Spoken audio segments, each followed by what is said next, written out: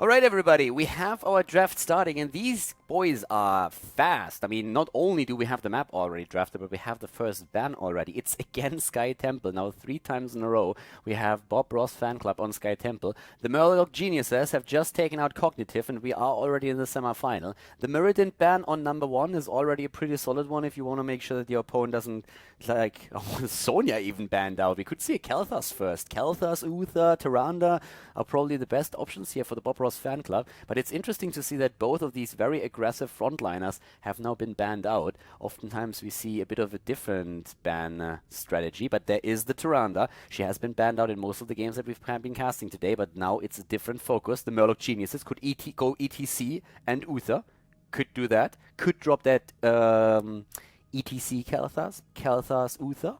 They go for ETC. And Jaina, whoa, that leaves Uther for the picking for the BOB Ross Fanclub, and it also leaves them the Kalthas. They could do that. They don't have to. I think they're at least going to either take Uther or make sure that he's going to be banned out. As we said before, ETC plus Divine Shield, not really a combo that you want to go up against.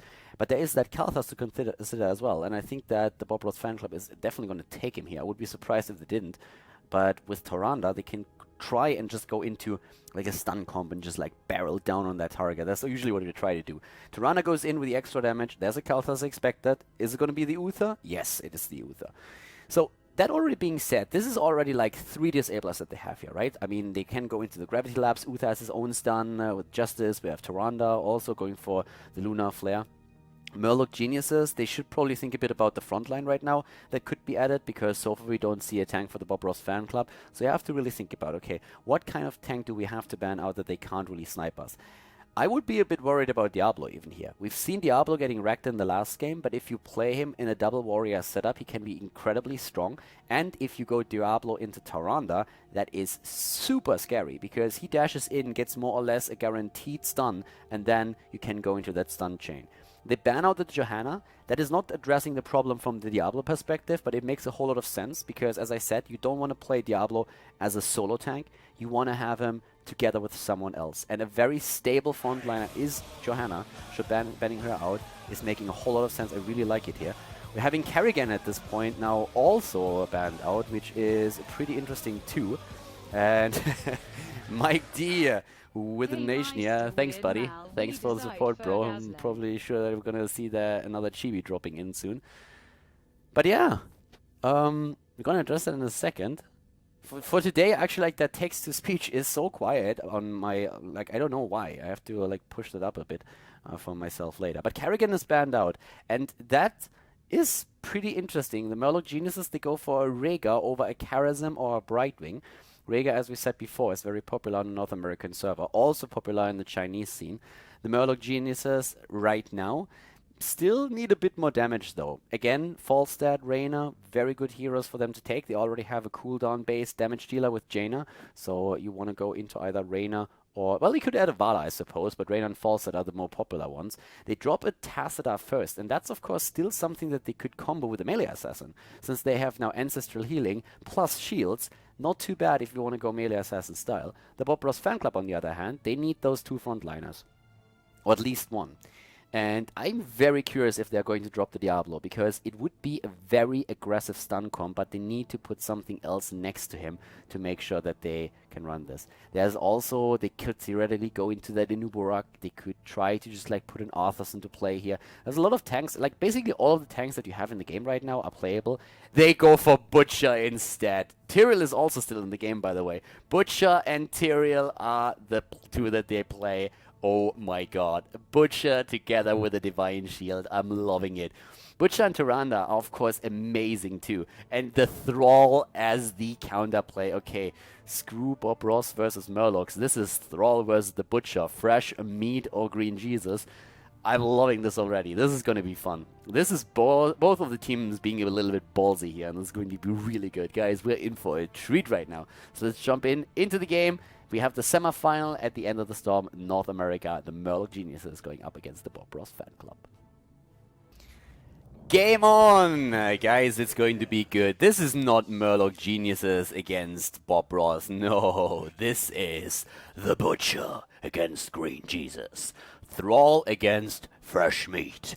And we have to the left side, there's the Butcher. BOB Ross is playing him with McIntyre. We have Zuna on Kalthas, Erhon, Tyrael, Arthalon on Tyrande, and Kenma on Uther. A great setup to play a hero like the Butcher. It's a melee assassin setup, and we have the same on the side of their opponents. The Murlocs, we've been saying it, they have Korth and Luck here on Tassadar. They have Matt, Timmy, and Rhaegar. Of course they're going to play a melee assassin. Equinox is playing Thrall. Faye is playing Jaina, and we have Fury on ETC. And already the fight straight up here at the top. And it's just such a sick setup if you are thinking about like a Butcher. Fresh meat already rushing in. Cancelling the Ruthless Onslaught. Look at that, McIntyre. Go hammer, go home, my friend. And well, he decided to go home. Moves away. And by the way, I love it. Like, I mean, Mr. Fresh Meat himself is riding the money pig. Hell yeah, that's cool. So currently we're having him in the mid lane. But yeah, like, jokes aside, let's talk a little bit about the setup and why it's actually such a great composition to play a Butcher here. First of all, you have the Ruthless Onslaught, which is more or less a guaranteed stun. I mean, you can, of course, try and counteract that a little bit with Cleanse, but we all know that you can't really pre-cleanse properly anymore. There's a couple of frames where you can actually still hit that, but it's incredibly difficult. That's something that Bakery has actually showcased when they were playing at BlizzCon. But for now, it's something that they can still use that Ruthless Onslaught onto target. And then usually Arthalon should be there with his Tyrande to get that second stun in. There's even more stuns on the entire team. I mean, we're talking Kalthas with the Gravity Lapse, we're talking Uther here. And of course, we all know that heroes like Thrall and like the Butcher really benefit from that Divine Shield. Because so they can go home. And there we have it already. Fury in a bit of trouble, but we had that stun already committed by Arthalon. He was in cooldown, and once again the pressure play. So this is about momentum. This is really about the Butcher riding that momentum wave. He gets the fresh meat stacks, darts in, and we have Arthalon and Uther trying to just like keep him alive, get the Divine Shield in, follow the stun up with combo stuns, and that is something that they are going to try and rely upon. And on the other side, we're then having, with the level 1 block talent, by the way.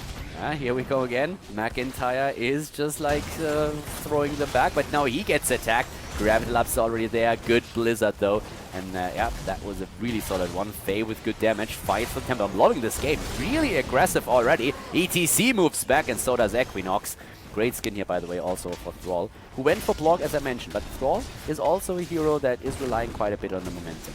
And he can now use the Divine Shield, sorry, the Lightning Shield that we are having on the side of Rhaegar to go into these fights. We have Tassadar to keep him alive as well. Wouldn't be surprised to see Legion Plasma taken on level 4 now, and maybe even then Colors and Braids on level 7. That would be extreme sustain for the team, and it would be a little bit less damage, and Tassadar can really dish out, but you would keep Thrall even safer. At the top lane, though, Thrall is going ham, and Kenma is gonna fall here. And this is the first time. Oh, they're also gonna lose the Butcher here, are they? McIntyre is moving in again. He has the self-sustain. He's trying to turn around against Korth and Luck, who Divine shifts, or Dimensional shifts it away, but the kill, yes, against Tassadar. The problem is that Butcher might die too. McIntyre survives. No way. Wow. But we have Equinox moving in, and Thrall really wants him. It's the battle of the melee assassins, but Thrall gets... No, he doesn't get dumpstered. He dumpsters Kalthas instead. What a fight! I mean, we have all of a sudden, like, nearly the kill against the Butcher. It gets turned around against Tassadar. They go for the Butcher again. It's a kill against Kalthas, and then they nearly lose Arthalon. Back and forth the entire time. Absolutely loving it. A very dynamic start into the game here. And so far, the Murlocs are ahead in experience. They're on level 6 versus level 5. We have now level 4 talents for both of the teams in there. And Tyrande is using the focus attack on level 4 for a bit more damage on the auto attack. We're seeing now also the chain reaction being used. Makes a whole lot of sense, of course. If you're trying to run with a melee assassin, you're going on level 7 for the lightning shield anyway. So going for the chain reaction on level 4 is great. You miss out on a bit of the self-sustain that you have with Feral Heart.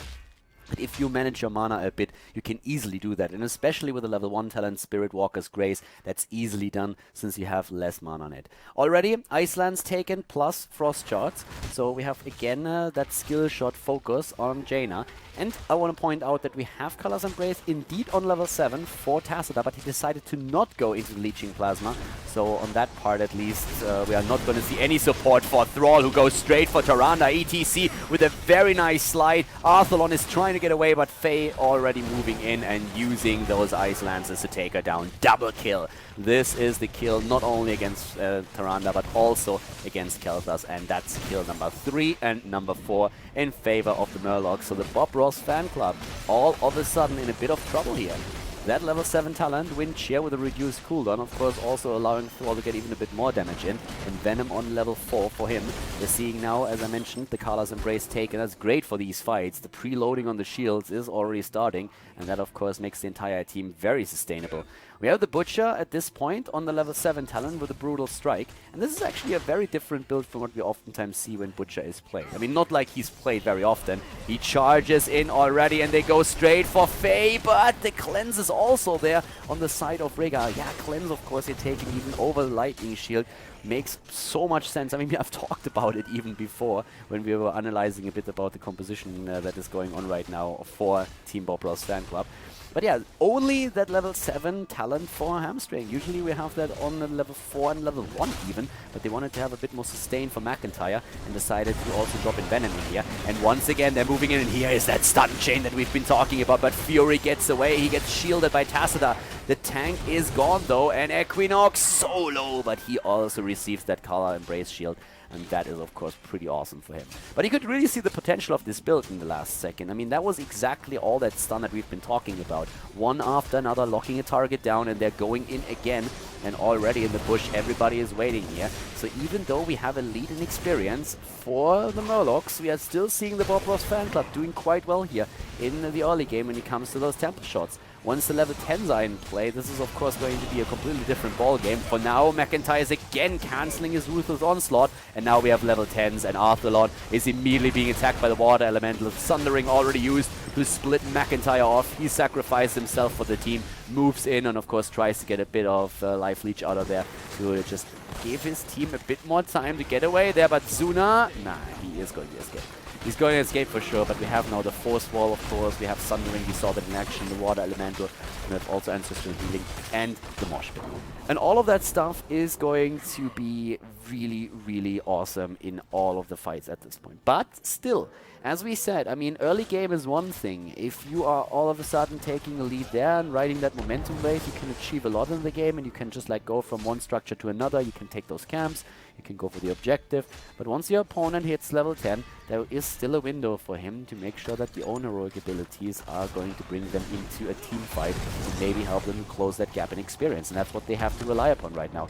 And there they are. Level 10s now finally ready, and that's Sanctification, that's Divine Shield. And we've been talking about how crucial that Divine Shield is going to be for the Butcher.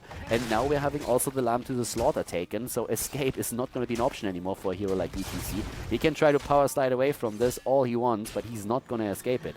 So for now, it's really looking like they're trying to use that with their level 10s. And these are great talents, by the way. I mean, we've been saying over and over again that Divine Shield is really the thing to watch out for. So this is what they are currently trying to put into play. But 5 kills against 1 are already saying like very clearly that they are in a bit more trouble than they were in the last 2 games. I mean, this is really one of these games where they have to, at this point, start to bring their A game, or they might be eliminated in the semi-final of the End of the Storm North America.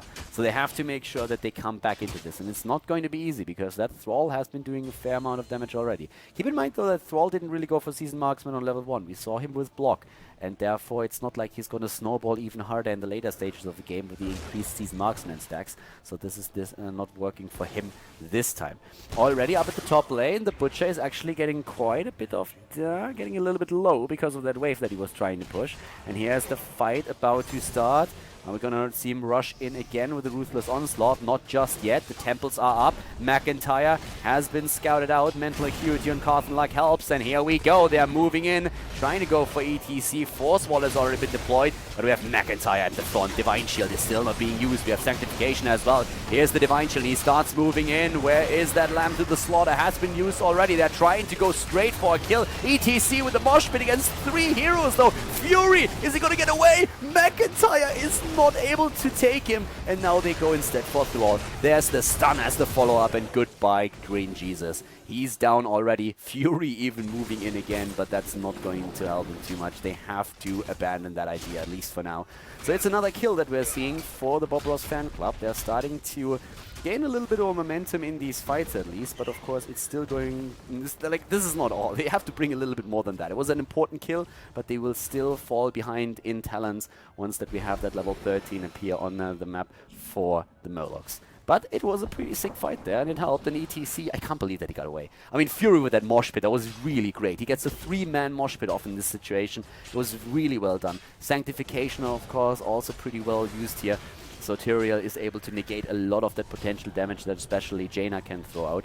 Both of the teams are heading into level 13, but it hits faster for the Murlocs, and they have now on level 13 the healing surge. Also, of course, the ice block, but here's the 13s now all for the BOB Ross Fanclub, and they have a spell shield. And once again, the stun, but no follow-up. Zuna missing the gravity lapse against Equinox, who goes back in. They're trying to drop Fury. Ancestral healing keeps him alive. Sprint used on Tyrande, and the imposing will for Tyrael. But they have to disengage now, and they used a lot of their rogue abilities. They didn't really have to use the Divine Shield yet, but everything else was already put into that fight, and therefore they move away for now.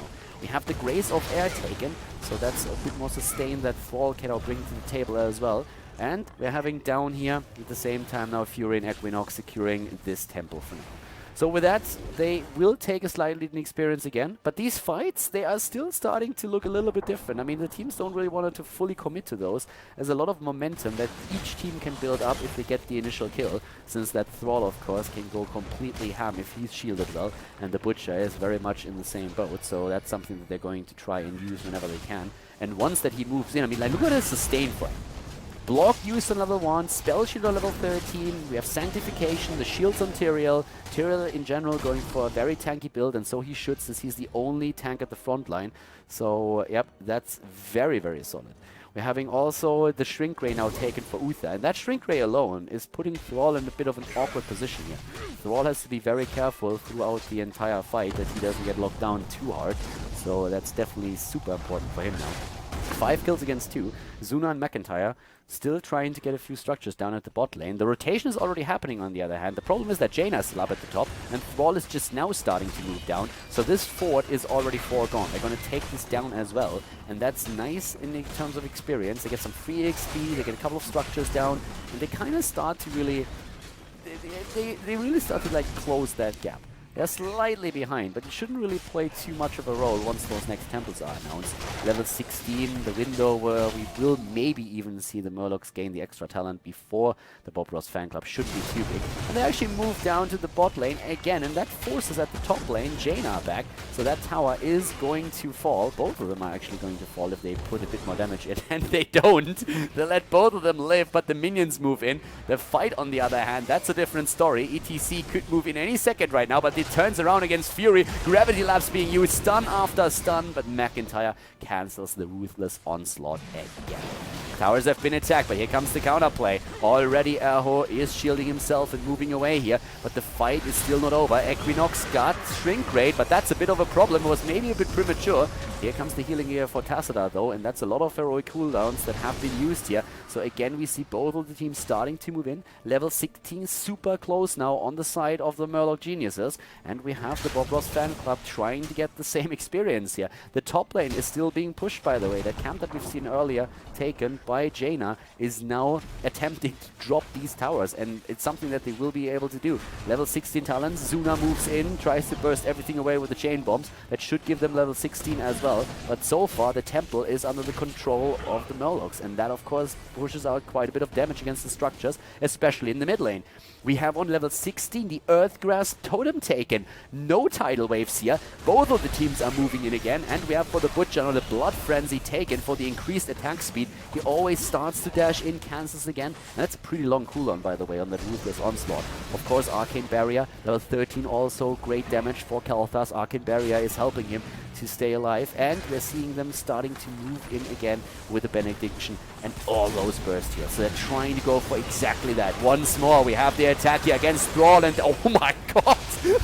He gets completely blasted apart.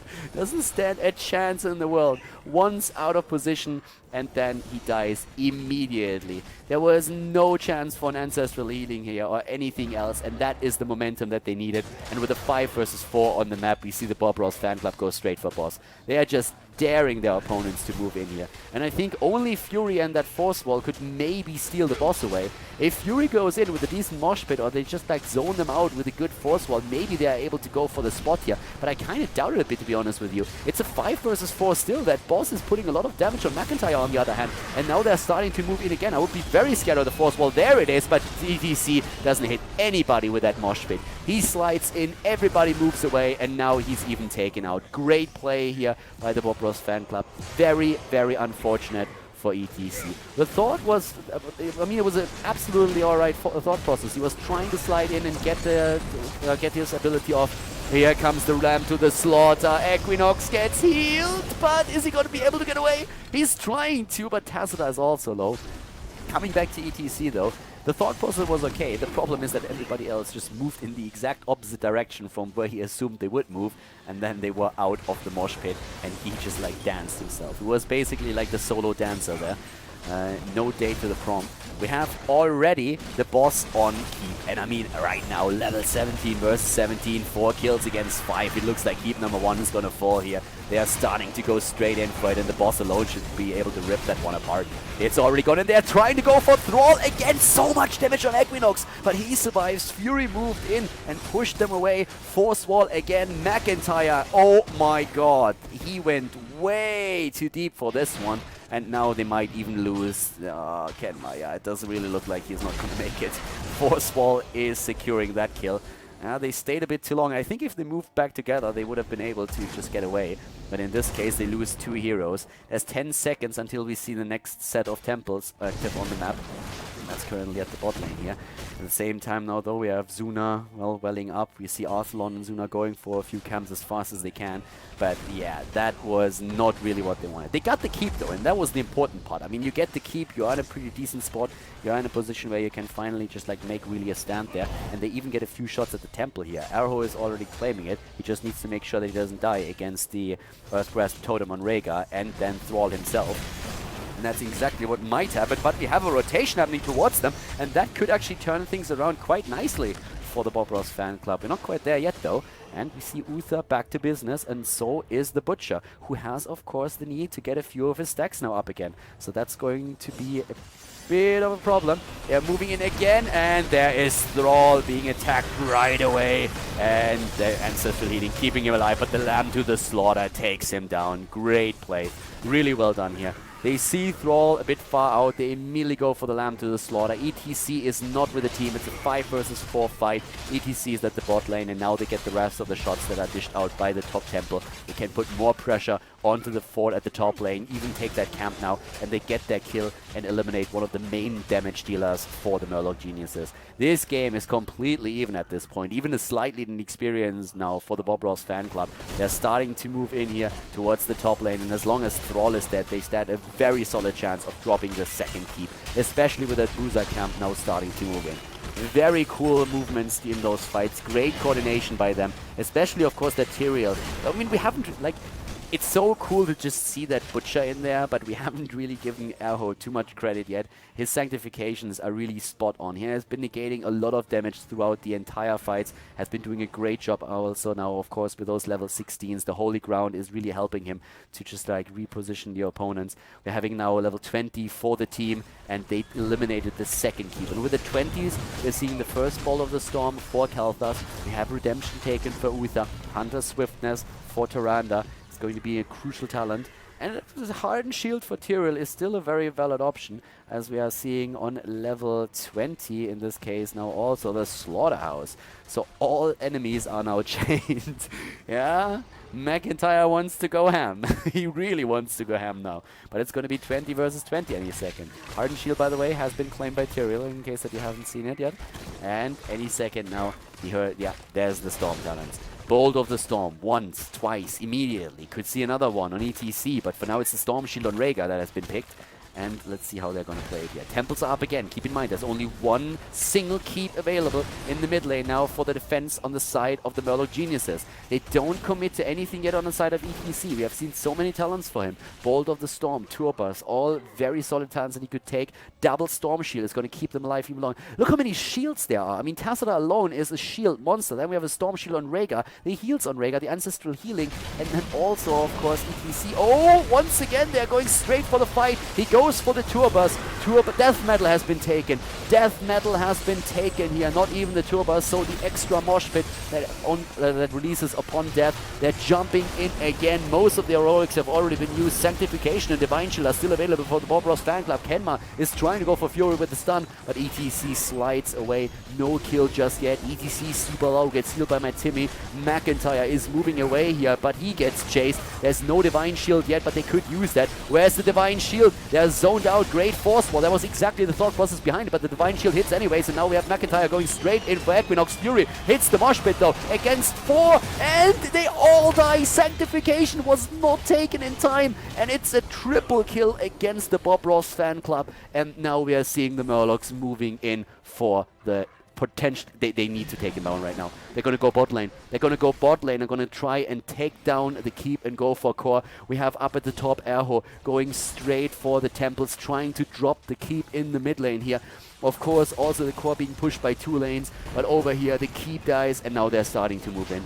I'm not sure if they can really defend this. It's 30 seconds. They're trying to go for the temple instead. It's a double temple for them. Who is faster? Is it going to be the temple or is it going to be the heroes over here? Who's going to win this? They could actually take it. The BOB Ross Fanclub could take it. It's so close. It's really them in the mid lane. Jaina moves in, but it is a victory for the BOB Ross Fanclub. Unbelievable finish.